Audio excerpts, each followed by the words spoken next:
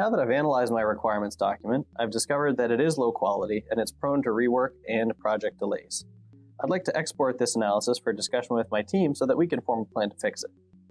To do that, I just click the Generate Report button in the bottom right, and a dialog box will come up with the options that are available for my report.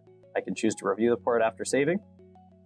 I can choose to include individual requirement scores, so I can choose to remove them entirely, or I can choose to only show the level 1 scores or everything except level 5 because I know those ones don't need work.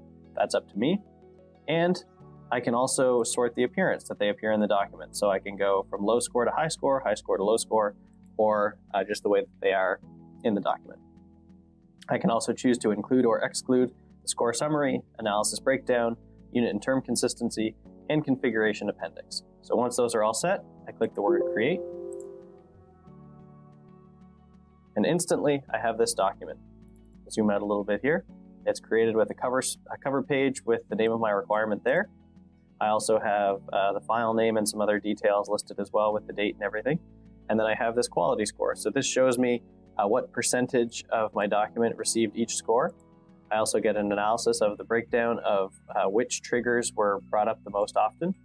And then my quality warnings, how many universal quantifiers were used, how many quality warnings there were in general.